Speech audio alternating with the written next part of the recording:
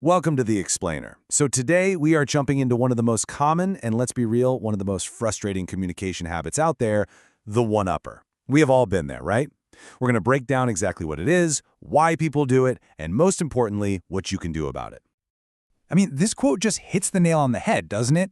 That feeling when you share something personal, and for the other person, it's just, bam! The race is on, and they're already sprinting past your experience with their own. Oh, it's just a classic dynamic. You finally finish a 5K, and they're talking about the time they ran a marathon, uphill in the snow. You mention a small win at work, and suddenly you're getting a lecture from a walking, talking trophy case. It's this exhausting conversational race you never, ever signed up for. Yeah, I'm guessing it does. It's a pretty universal experience, isn't it? And that feeling of being minimized or just completely unheard, that's what we're going to get to the bottom of today. Okay, so let's dive in by getting a really clear definition of what we're talking about. What exactly is a one-upper? Because it's actually a little more nuanced than just, simple bragging. So the key thing to get here is that this isn't just about being competitive. It's about status. The one-upper feels like their position in the conversation is threatened, and they have this compulsive, almost panicky need to rebalance the scales. They're not really adding to what you're saying, they're counterbalancing it, always in their favor. So now that we have a working definition, let's build on that. Let's look at the different ways this behavior shows up. Because once you can spot the various species of one-upper in the wild, it's so much easier to understand what you're dealing with. First up, we've got the most classic example of them all, the topper. This is the person who takes whatever you're sharing, good, bad, whatever, and immediately slaps a bigger, better, or way more dramatic version of it on the table. Your story is basically just the appetizer for their main course. And then you've got the hijacker. The defining thing here is just purest speed. I mean, you can start a story about literally anything, and with this breathtaking velocity, the conversation just boomerangs right back to their life, their experience, their thoughts. It's like a weird conversational magic trick. And this one can be particularly draining, the trauma spire. They engage in what's pretty much a competition of suffering. You share something you're vulnerable about, and they respond by building this taller, grander spire of their own trauma, which just completely crowds your experience right off the table. There's no room for empathy. Now, what's really cool about this is how it breaks down some other key types you'll run into. You've got the historian, the back-in-my-day person who uses the past like a weapon. Then the analyst, who uses, actually to control the whole narrative. Oh, and the saint, whose moral high ground is their one-up. And finally, the producer, who's always turning your real-life moments into potential content for their audience. All right, so we can spot them, but why? Why do people do this? Understanding the why behind it can really shift our perspective from just pure frustration to maybe a little more empathy, even while we learn to protect our own energy, of course.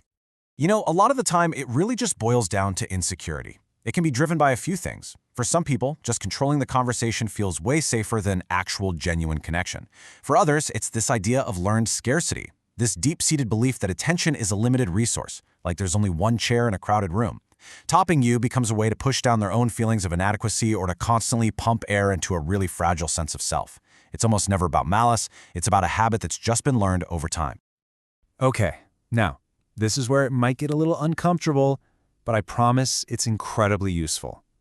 Before we go any further, let's just take a quick, honest look in the mirror. Because, sometimes we're the one-upper. This right here, this is such a powerful question to ask yourself. Just think about your last few conversations. Can you actually recall the specifics of what the other person shared with you? Or is your main memory just what you said in response? The answer to that, it's pretty telling. And here's a super simple, practical way to check yourself. Just try this for a week. The 2-question rule, it forces you to stay in their story. Counting to 5 in silence after they talk? It's going to feel like an eternity at first, but it's really just the sound of respect. And just tracking how often you start your sentences with the word I, it's a really fast way to see who the conversation is actually centered on. So now, let's flip the script. What do you do when you're on the receiving end of this? We're going to build a toolkit with some clear, kind, and firm strategies to help you reclaim the conversation and actually build a real connection. Our first instinct is usually to either fight back, to one-up the one-upper, or to just shut down and withdraw. But having a simple script ready to go, it's a total game changer. It's not about being aggressive, it's just about being clear. Something as simple as, hey, can we stay with my thing for a minute before we jump to yours? It names what's happening and states your need without starting a fight. And here are a few more tactical moves you can keep in your back pocket. Anchoring the frame. That means you clarify your intention. A phrase like, "I'm not really asking whose experience is bigger, I'm just asking to be heard." Or redirecting the mic, a polite way to get back on track. And hey, always remember, you can exit gracefully. You do not have to play every conversational game you get invited to. So as we start to wrap this all up, let's just zoom out for a second. Choosing not to engage in this kind of conversational arms race is way more than just a communication tactic. It's a really powerful choice about the kind of interactions you want to have in your life. I just love this idea. Truly, actually listening to someone, giving them the space to finish their thought, to feel what they're feeling. That isn't a sign of weakness. It's an act of giving them dignity. It's a powerful, active choice that you make. And really, this is the bottom line, isn't it? Every single time we one-up someone, or we let ourselves be one-upped without setting a boundary, we're paying a tax on genuine connection.